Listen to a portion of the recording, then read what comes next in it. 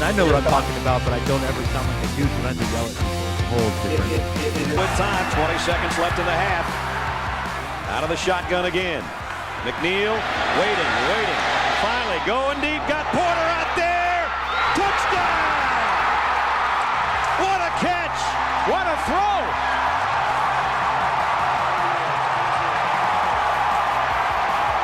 All the dreams, all the hopes for the national championship come down to this play. Young from the shotgun, back to throw. Vince looks, under pressure. He'll tuck it in and run. Vince to the 5. Young, touchdown Texas. Touchdown Vince Young. He's done it again.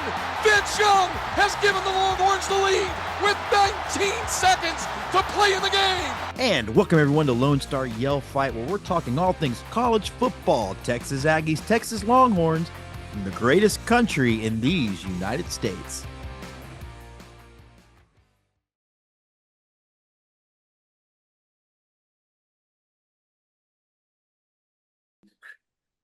See, and I know what I'm talking about, but I don't ever sound like I do, so then I have to yell at people. It's a whole different. It has gotten me in as much trouble as it's gotten me out of. Fair. All right, let's go. All right, everybody, welcome back to another edition of Lone Star Yell Fight. Although, Andy, I keep want to call it Yell Fight Suey because RIP Scott McIntyre. I mean, he's alive. He's just not doing the show anymore. But Andy Tom Chesson is with us. It is before Arkansas beat some directional school 70-0 last night. So I guess the whole idea that Jimbo Fisher was holding back Bobby Petrino last year might have some validity to it. Which directional school was it? Arkansas Pine Bluff, Arkansas Eastern, Western. I don't know. It's some school that they will not be allowed to play when they move up to the next level of football in a couple of years. Oh, the collective bargaining league. I know that Stephen F. Austin last night, speaking of some Texas football, beat another NAIA school, the North American Stallions, 77-0. This is the third year in a row that they've done that's been their offseason. I guess if you're Stephen F. and you're sometimes somebody else's offseason opponent, sure, you know, why not? Started off with a win. I'm all for it. All for it. All right, we're going to talk a little Aggie football to start off because you have the first game of importance. Now, I have to ask a little bit of a Longhorn leading question before we get to it. Game day is in College Station. There are, believe it or not, a lot of former Aggie players that I actually liked while they were playing at A&M and then liked their NFL careers. Why is it always Johnny Manziel as the guest picker? Is there no one else that's an Aggie fan that's more fun? So we have a weird history with game day. We haven't had game day since I want to say 2013, 2014, or I guess there was a point, 2018, maybe we had them. Anyway, the first time we had game day when they were doing the guest pickers and the big thing, we had the Chainsmokers as our guest picker. You know, noted A&M alumni, the Chainsmokers. Because they happened to be on tour. Because they happened to be there. And I guess Rip Torn wasn't available. That would actually be fun, though. Rip Torn doing game day. Oh, it'd be really fun now because he's been dead for a few years. Well, it would have been fun. The ghost of Rip Torn would be fantastic. Yeah. Well, it is old Army, right? I mean, very old. Yeah, I think that, you know, the nature of the school being what it is, it does not lend itself to celebrity alumni. So there is no Matthew McConaughey in our ranks, for good or ill. Yeah. And right, wrong, or indifferent, Johnny Manziel is kind of must-watch CTV because you either really love him or you really hate him and you really want to watch what kind of train wreck he's going to be, or you're really happy that he's finally turned his life around for the 16th time. So that's his full circle. So who knows what that is. I don't know. He's a good enough guy. He's like every other professional athlete that he has this belief that he's invincible, and I think he's trying to live his life as such. I think he will be the first one to tell you he was not mentally ready to leave college when he did. Certainly wasn't mentally ready for a career in the NFL and the pressures that go with that. But from all accounts, he seems like a decent guy. Just, you know, like a lot of us has his demons, and sometimes I think they get the better of it. Things appear to be positive, though. Yeah, well, I love McConaughey. He's got a bar open on University. in Oh, does College he? Station. Because that's a good thing for people with For addiction people problems. that struggle with alcohol. Well, it worked Like for Sam Sam Malone. Malone. Exactly. Well, Exactly. see, now you've now dated Donnie our Mayday show. Manziel. We both threw out Sam Malone at the same time. We've officially dated the show. No, I mean, like, you're right. We have McConaughey, but even I'm tired of seeing McConaughey pick. It's not even about Manziel so much. It's almost like, to me, it's almost like, well, we don't care really about the Texas schools. Let's go through the Rolodex and find the first obvious thing to pick. Well, I mean, that's the other side of it. It is ESPN. This is not what they would consider one of their glamour schools. And I know my fellow A&M friends are not going to don't love hearing that, but we're not one of their favorites. And it would require thought and research to find somebody like Rich O'Toole, who nobody necessarily knows outside of Texas country, but he's an A&M alumni. Yeah. A&M former student. Is it Pat Green, an A&M alumni? He was Tech. Tech. Okay. But we have a few in the country music. Yeah, you have Robert O'Keen. We have Robert O'Keen. We have Lyle Lovett. Lyle Lovett. Get those guys on there to make picks. See, all of a sudden I'm in. But that would require Right. this much more effort from game day. And they're doing us the favor of showing up. So, and I think they've let everybody on the campus know that they're doing them the favor by showing up. Yeah. Well, we'll get to that as we go down the year, because I do feel like there's a little bit of Astros Aggie fandom overlap for you. I think that there is I will also say this: you'll get to enjoy this year. The SEC Network, SEC Football Today, their Saturday show is infinitely better, and they will come to your campus probably a few times this year. They're infinitely better program, and they will spend in-depth time on your program when it's your week. Okay. You're playing a big game, and it's not the surface level stuff that you've gotten on game day for really the past decade. Yeah, where we find somebody who had a sad childhood and we play sad music around it. There's a little bit of that, but it's a lot more of, hey, this place has great chicken fried steak. Well, that's what people, but that's what it's like the ballpark nation of college football shows is what you're telling me. Where you're going to go, here's what you can do. All right, so coming to you guys, though, is Notre Dame. And, it's full disclosure, I grew up a Notre Dame fan, but I also understand that Notre Dame will always be probably overrated coming into a season because, like we've talked about in our other shows, it's financially in everyone's benefit in college football for Notre Dame to be good. Despite how they haven't been in for 30 years, the fan base is still large and rich.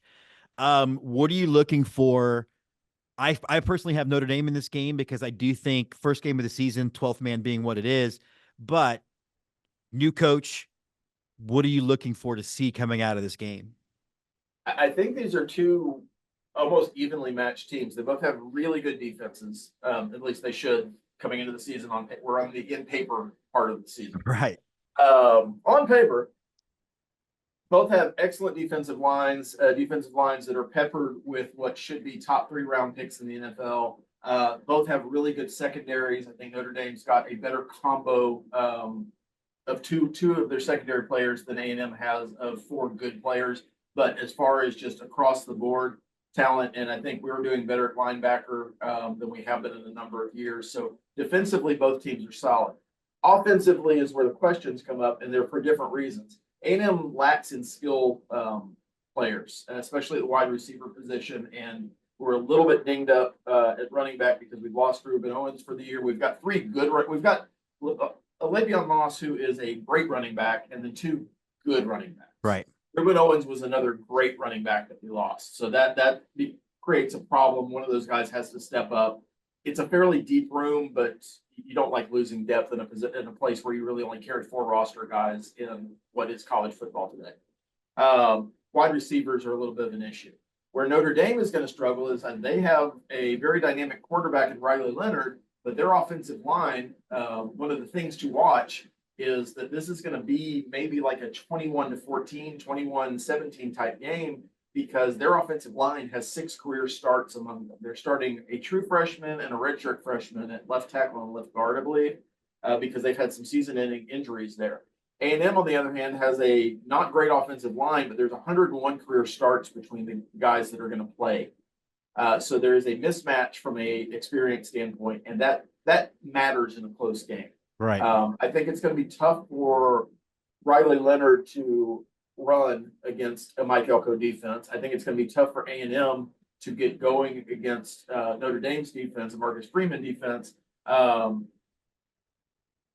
I like Connor Wigman a little bit more than I like Riley Leonard. So I really do think it's like a 21-17 game. This is not going to be a high scoring game, I don't believe.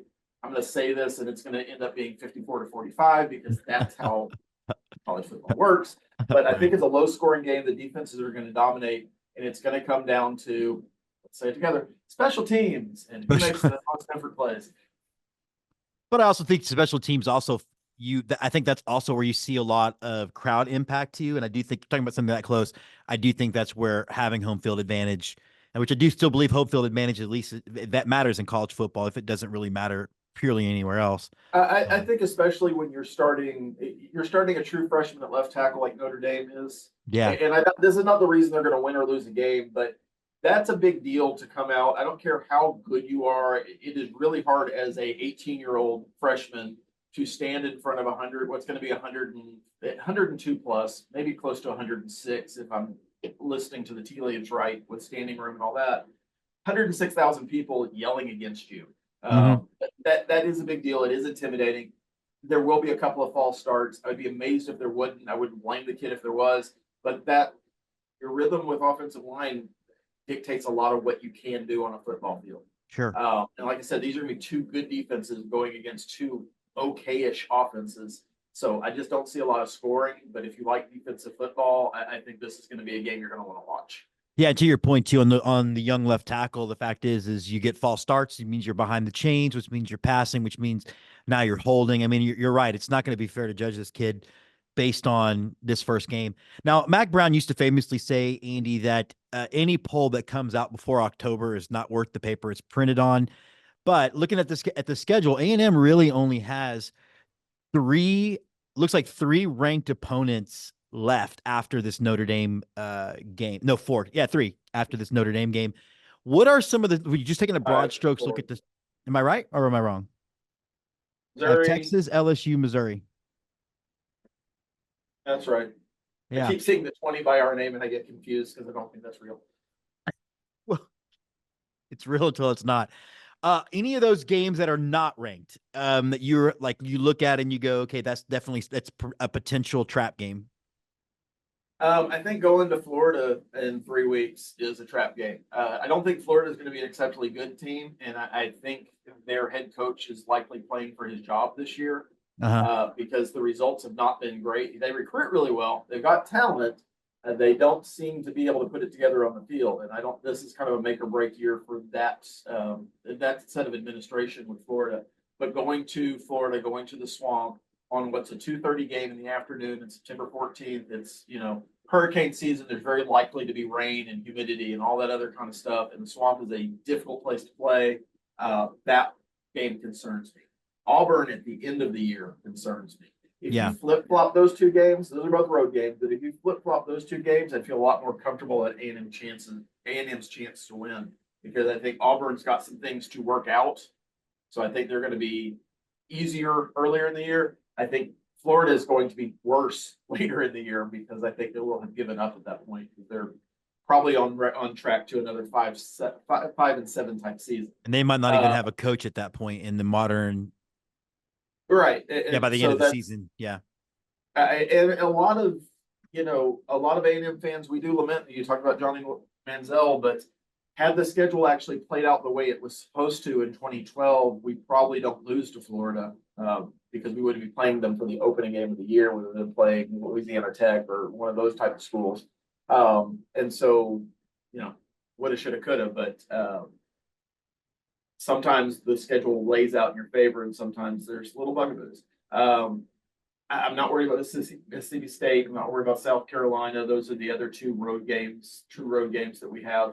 Arkansas is interesting to me because they, like we were mentioning, put up 70 points on Arkansas Pine Bluff, which is not a big deal because you should put up 70 points on Arkansas Pine Bluff. However, watching a little bit of that game, it feels like Petrino has taken the reins off or had the reins taken off of him. There was a lot of talk back and forth about whether or not the Jimbo Fisher, Bobby Petrino tandem was going to work last year. It did not, obviously, at A&M because neither of those guys are employed in College Station anymore. Although I guess Jimbo Fisher is still getting a hefty paycheck from Texas A&M. It will be for the foreseeable future. But I don't know that A&M was capable of putting up 70 points with much better talent than Arkansas has. And they, they put it to Pine Bluff last night. So it'll be interesting to see if that's real or that was just hey, we got a really bad opponent. We have, we're just going to out talent them. Well, not only to your point, though, but they put 49 of those points up in the first half. So it isn't even like there was clearly some foot off the gas pedal going on in the second half of the game, and they still hit. Yeah, I assume the second half was third string guys. Yeah. Why? Maybe you brought your quarterback out for the first series just to have him go through the break. But yeah, but that's our schedule sets up really favorably. I think it's in the same realm of what you guys have as your first SEC schedule, which there are some challenges on there. It's not the toughest thing in the world. Toughest schedule you could have gotten. You avoided Alabama this year. You got to play them the last 2 years, so congrats. Yeah. But you get Georgia at Georgia, but other than that, you've got some of the lesser lights on your schedule, which it's going to work out for everybody that way. It just happened to work out for you this year, I guess, and next year if they're holding these same and just flip-flopping home road. But no, LSU at home. LSU should be a good game, but the home team has won that game for the past 6 years. I'm not worried about New Mexico State or Bowling Green or McNeese State. Really wish you didn't have to play those games. It'd be kind of cool if you were playing the Bowling Green Hot Rods. It would. It would probably be a better game than the Bowling Green Tigers or Eagles or whatever the hell they are. We go see some of our old friends at the old Bowling Green Hot Rods. Yeah, it's funny because I was looking, you talked about losing running backs out of the running back room for A&M. Texas has lost 2 as well. The big one being C.J. Baxter. But the fact is, the reality is we also lost him halfway through the season last year for a season-ending knee injury as well. So it makes you wonder. And then we lost Christian Clark, who's a true freshman. But, this week is what it is. It's funny because I always go and look at the projections for ESPN. And frankly, I do it mostly for the Astros just to kind of get a handle on what each game should be expecting. And I'm not sure. And I just happened to click over to our game. And I'm not sure I've ever seen ESPN with an expected win percentage of 98%. Like I felt bad for Colorado State. Like they gave them 2 because this isn't that cute, but maybe they're going to bring the weed and maybe entice our guys to not play hard. I don't know, but Texas had a reputation for a while, especially under Mac Brown, of slow starts with these opening games. Yeah. I've sat through more than a few of them. Yeah. It'd be interesting to see how Sark responds because this is not. It's really hard to get your team. I know it's the first game of the season and it's opening day and the crowd's all pumped, but I think it's hard to get these athletes excited to play Colorado State. They're excited for the opportunity, sure. They're excited to be out on the field and put on the uniform for some of them for the first time, for your seniors or juniors, maybe the last time. But It's not the same as playing Michigan in week 2. Right, and then you have to wonder how much of that is really just looking ahead to going to the big house. And I think there's a lot riding on that game, too, because obviously 2 very different teams. But I think Texas felt like if they could have gotten past Washington, they would have had more than a puncher's chance against Michigan in the playoff last year. I think they matched up pretty well. But, it'll be interesting, too, because that'll be the first test of Quinn Ewers' leadership. And I'm pretty bullish on him. I like the idea of a third-year starter having been in the same program, in the same offensive scheme for 3 years. You know as well as I know that more quarterbacks have lost careers based on changing offensive coordinators all the time than really is fair to those players, I think. Yeah, the Arch Manning contingent amongst your fan base, I just look at them sometimes and think they must be insane because there were some people in your fan base that were actively rooting for Quinn Ewers to go to the NFL. I know. So the Arch Manning era could start fresh to the SEC. And I can't imagine for my life why anybody would prefer to have a freshman who has never really played start an SEC schedule versus a 3-year starter starting an SEC schedule.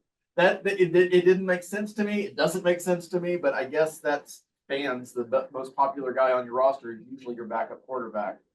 Yeah, and it's as irrational as what we've seen from fans of our baseball team too. And it's like, Ewers had a couple of games. I think it's 2 things. One, he's had a couple of games where maybe he was playing a little too casual with the football, including the Oklahoma game last year and the beginning of the playoff game in last year. But I also think that there is a when he first came to Texas, there was a nonchalance about playing for Texas that apparently didn't gird our fan base up enough, that he wasn't worshiping burnt orange Jesus enough. And I think that's part of it. And you know as well as I do that people get a first impression like that, and there is no playing your way out of it. Um, I was on record saying if Manning was going to leave because Ewers was going to stay, well, goodbye, Arch, and we're still going to go with a third-year quarterback because that's the smart thing to do. It is interesting, and I think it's one of the things fans are going to have to adjust to. I think the idea of having a third-year returning starter at quarterback is going to be something that you don't see very often in the very near future in college football. And I think people, especially the very proud alumni of some of these schools, are going to have to get over this idea that this kid loves our school and that's why he's here, and he loves burnt orange and he loves maroon. And no, they're playing for an opportunity to play at the next level. There is no NFL minor league, so this is their opportunity. This is it, yeah. So they're going to go to wherever the best situation is. And yes, some of these kids are going to fall in love with the schools that they play at, but the vast majority, this is a business opportunity, a business decision for them to move to where they're going to, especially at quarterback, they're going to get the most playing time. They're going to be an offense that highlights their skills. They're going to be behind an offensive line that hides some of their flaws. That's all part of the calculus. The last part of that calculus is I love burnt orange and I've got to be buried in it. Or you get a guy like Sam Ellinger, who I think really did love burnt orange, but that guy's but that's not an NFL quarterback. I mean, I know he's still in the NFL, but that's a guy that doesn't he play fullback now? Who knows? But yeah, but I mean, you get those kinds of guys, and those guys are a good story, but you're not going to win a national championship with those guys, generally speaking. Yeah, I mean, and so there's going to be give and take, and I can understand why people are wistful of college football's changed. Well, it has. And if you want to keep watching it, this is kind of the price of admission: is that you're going to have more players to learn every year because it's not going to be the same guys. And I'm okay with it. It's a lot more transparent, and that hurts sometimes, but it's a lot more honest about what it is. And I'm all for, as we've said on this show, where both are, all for these kids getting the money that they earn.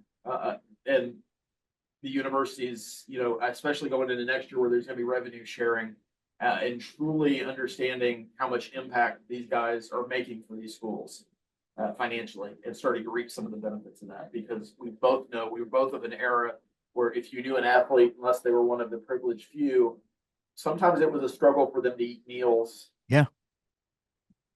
Go out, get a record. I'm old. A record. But you're right though. The stories are long of those guys playing, gutting themselves out for their university, having as a result a short NFL career, and sliding right back into the poverty that they came from. Like they're and all they've done is slide back into the poverty where they can't walk anymore. They've got CTE and they still get to be poor. So I do think like we have to acknowledge, like we as a culture love football. I think we're doing a better job of acknowledging that it's also a dangerous and violent game, and that these guys need to be able to be compensated now because they are bringing our universities a lot of money. And that's what it comes down to though, Andy, is that it's going to put out on the table what alums of our two universities have known forever. Our universities are the kinds of places people want to go, and we have alum that can pay for them to go, and other universities aren't. And I think it's going to further separate the haves and the have-nots. Since you and I are haves, I'm all about it. But I think that's part of the reality. Nobody hates Major League Baseball because there's only 30 teams. And college football is going to get to that point. And I don't know nobody knows where that number is. And, you hear it as high as 64, you hear it as low as 32. But there's going to be a subset of the teams that can afford the price of admission. I guarantee you the revenue sharing line item at A&M is similar to the one at Texas, and that's in the $20 million range across all sports. Yeah. I don't think Texas Tech can pay $20 million out to their athletes. I don't think Baylor can pay $20 million out to their athletes. I know unless they do like free rape, like as an in-kind thing, they could do that. They already have that. No, that's true. They'll The have more NIL. cats. They'll have more cats to skin. It's true. And decapitate. They don't forget they decapitated the cat too. Stupid Baylor. Um, They went full RFK Jr. on a bunch of cats. so we talked a little bit about A&M schedule and what we have coming up. You guys have Colorado State this week. What other things this is, and I know we belabor this point a lot. What other things on the schedule are interesting to you or exciting for you? You've got a full SEC slate this year for the first time. We've talked about it being an easier schedule on the easier side, but I don't think it's easy. No, totally. Yeah. You've got Oklahoma. We both have been avoiding talking about the game on November 30th so far because we'll be building up to that. What else on your schedule? Yeah, well, I'll take it from a macro perspective, and I'm on the record saying I wanted to go to the Big Ten, but I'm getting some of the same effect. Look, at the end of the day, it became really hard for Texas to get up, at least for me as a fan, to get excited about playing OU and then a bunch of schools with directions in their names. And that's essentially what it was. But it's cool not only to see like A&M back on the schedule in Oklahoma, so you have the two big rivalries, but getting to see Florida and Georgia, like those are also big schools that are, I think, worthy of where I feel like Texas is in the universe of college football. Seeing a University of Arkansas is way better than seeing Iowa State. And so I just think overall, the schedule looks sexier for me, just from that perspective. I don't know. I think the other part of it too is it's going to be exciting to get to experience what a Georgia fan base is like when they come to Austin, or what a Florida fan base is like when they come to Austin, because outside of Oklahoma or when we played A&M, there was no coming to Austin. I mean, I remember seeing one time a really weird Kansas fan dressed as a Jayhawk sitting on the stone steps when you go down through the six pack to the stadium, and she was on top of that and she would just squawk at people for some reason. But that's about the beginning and ending of any passionate fan base I saw from anybody other than the Aggies or the Sooners. So I think for me, at a macro perspective, that's what I'm looking forward to the most. It's the cultural part of all this. I'm excited for this first year, and then to get to see.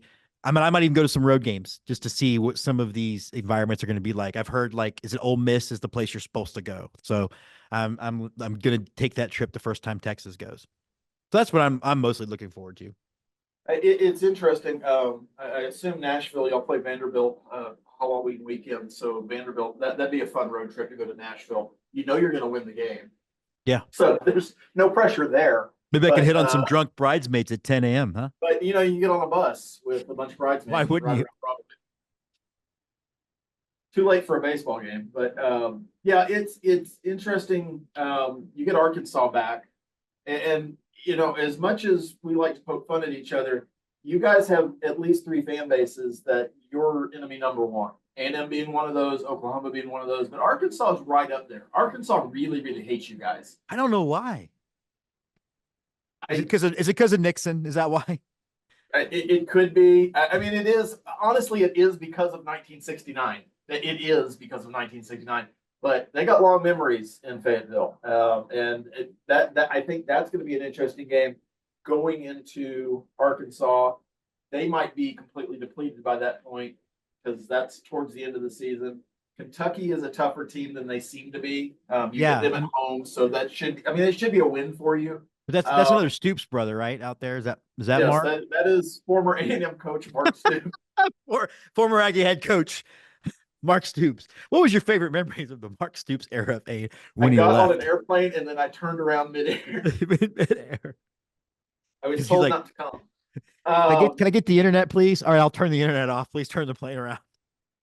I can also look at your schedule and point out the day you're going to be the most irritated that you've been, and that will be September 28th when Mississippi State comes to your park, because they will bring their cowbells, and you will tell me, how is that legal? And I will answer, it's not, but they're allowed to do it because the SEC has grandfathered this bullshit in, where even if it's only, what do y'all sell? You have to sell 7,000 fan tickets. I think so. Yeah, that seems like the number. That's the SEC minimum.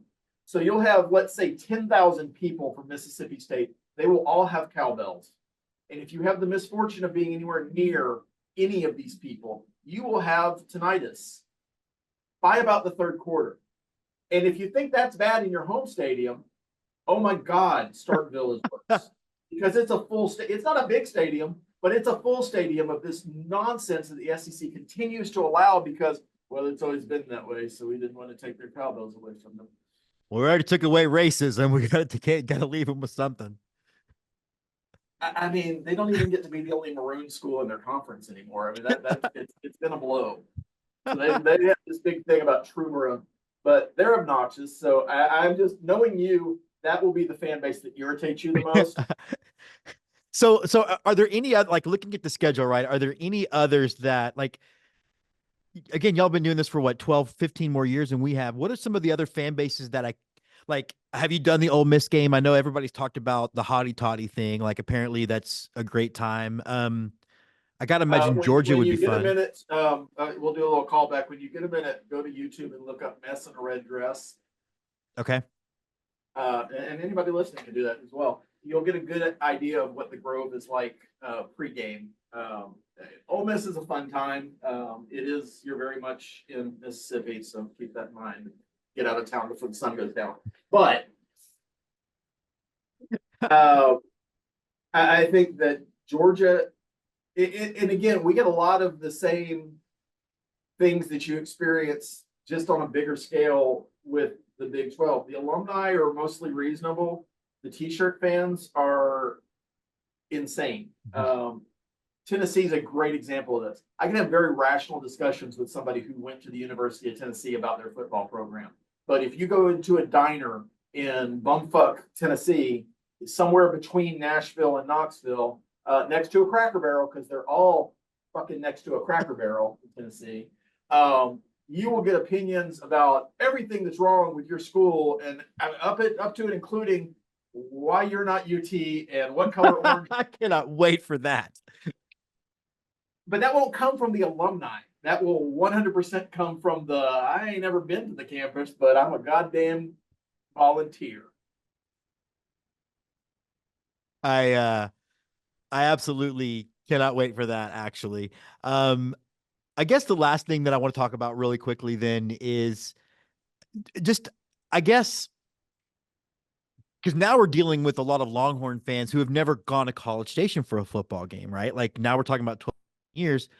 First of all, explain why you're so relieved that we are not moving this to a neutral site, and what can these young baby Longhorn fans expect when they come to an A&M road game? Because I'll be honest, I've been to 3 of them, and I had a blast at every single one, and I've never was treated like shit by a single fan, mostly because I'm not an asshole. But yeah, there is that. So there's been a couple of developments since the last time you journeyed into College Station for a football game. We have a stadium that is on par with the best stadiums in the country. And I know the jokes about the tackle box. I know the concrete jungle, that the College Station campus has looked like in the past. I think fans who have been there before, that are familiar with the rivalry, will be amazed by the growth in College Station. It is not a rest stop on the way to Waco anymore. And for a long time it was. There was not a lot to do. That was reputation. It's very much a college town, but it's a college town that has grown by leaps and bounds. Is it Austin? Absolutely not. Does it want to be Austin? Absolutely not. But anything you could want is there, from a restaurant standpoint, from an entertainment standpoint, and the town really does center around the university, which is, I mean, we have 65,000 undergrads. yeah. It's a large environment that caters to that college community, and they cater to the fans that come to watch the games too, even if you're from the other side. For the new folks, it's going to be interesting, because I think it's going to be interesting on both sides, because I don't think there's the built-in hatred, for lack of a better term, that anybody who graduated in the last 10 years just has innately. You've heard the stories, and you might have family that says this and that, but I think until you're part of that rivalry, you've attended one of those games and seen that kind of up close, you don't understand the intensity. And maybe intensity is a better word than hatred, because I don't think the teams truly hate each other. I think, the romance that we used to have about certain players who might be the head coach of the Detroit Lions now talking poorly about Longhorn fans or Longhorns at Bonfire and all that kind of stuff. That was 30 years ago. Yeah. And the reality is these two fan bases are really, really similar, no matter who wants to admit that or not. They draw from the same pool of kids. It is, you could go to either campus and it looks remarkably, the faces look remarkably similar. I think that your fans, and not just at A&M, but any road game they go to, are going to be surprised about the intensity around the football game, even for bad programs, that you just didn't get from a Baylor, from a U of H, from Texas Tech, because it's bigger. And I hate to do that it means more, but for a lot of these folks, it does mean just a whole hell of a lot. And I assume somebody who goes to Oklahoma State has something else to do besides football. They have to go to Eskimo Joe's or whatever the hell there is to do in Stillwater. Eskimo, yeah, a little overrated too, by the way. Eskimo Joe's, just letting you know. Yeah, I agree, but I think that's part of what I'm looking forward to, because, frankly, outside of Texas Tech and outside of Oklahoma State, obviously OU, but the rest of those schools are basketball schools or waiting for basketball season. And there's very much that. To get that fired up, like, you could pretty much kind of just ignore parts of the season, whether the Longhorns are good or not. It just isn't very exciting to watch on TV. There's almost no energy when the Longhorns are on the road. Yeah, and I will say, other than Vanderbilt, you don't have too many of those weeks in the SEC.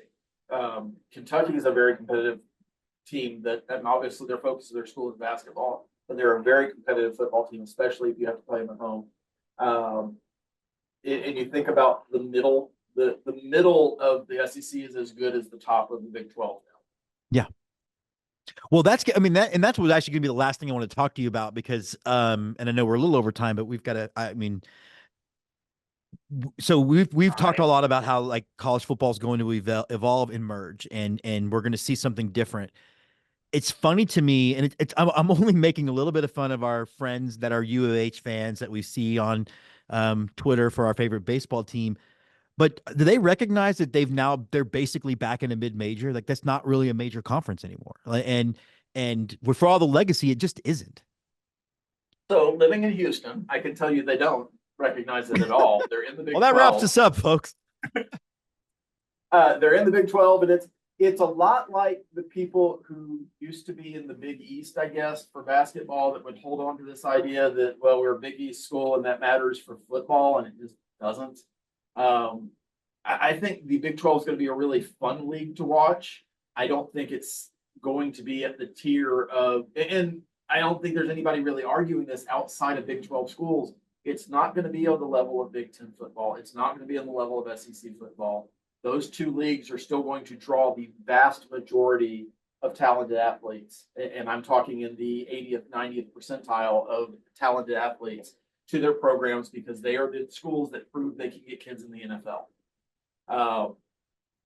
For the Big 12, I think that's going to become the next tier down. This idea that there's still a Power 5 or 4 or even 3, it's not real. The ACC is in the same boat, by the way, because outside of a couple of schools, it's a whole lot of nothing. And yes, on a week-to-week basis, they can win a few games they shouldn't and all that kind of fun stuff, but it's just a lower tier. And that's going to play out over the next couple of years, to the point that those couple of schools we're talking about, the Florida States, Miami, maybe, those teams are going to cherry pick them to the bigger leagues. And I don't even necessarily mean the SEC. I think there's going to be some new configuration of what that is.